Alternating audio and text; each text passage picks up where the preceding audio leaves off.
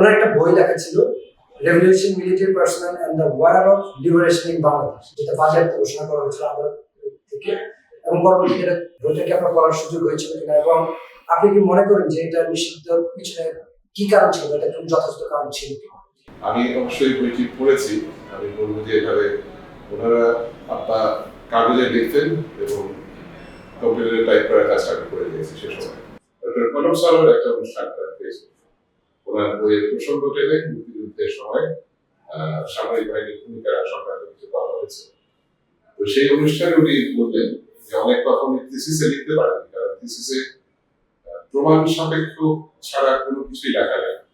আপনি এটা বলতে পারবেন না এই ঘোষণাটা না হলে এরকম হতো না, কিংবা ওই ব্যক্তি না করলে এরকম কথাগুলো হাইপোথেটিক্যাল কথা লেখা যায় না। Only that can be proved by substance, সেটাই দেখা যায়। সো ওই অনুষ্ঠানটাতে থিসিসের বাইরে কিছু কথা বলতে গেলে বলেছিলেন যে বাংলাদেশের যখন স্বাধীনতা ঘোষণা করা হয় তখন প্রথম জিয়াউর রহমান সাহেব অস্থায়ী রাষ্ট্রপতি ছিলেন।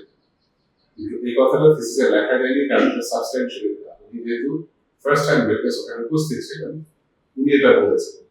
এখন এই কথাটাকে নিয়ে আওয়ামী লীগের কিছু ব্যক্তিগত আছেন, তারা এটা নিয়ে আপত্তি তুলেছেন, ইতিহাস বিকৃত অভিযোগ করেন, এবং তখন কলম সাহেবের ফেসবুক ইউটিউব ভিডিওগুলোর উপরে একটা নিষেধাজ্ঞা জারি করা হয়।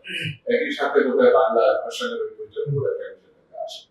তবে আবারও বলছি, যেটা মূল যেটা পিএইচডি থিসিস, ওটা তো সারা পৃথিবী থেকে পড়া যাচ্ছে।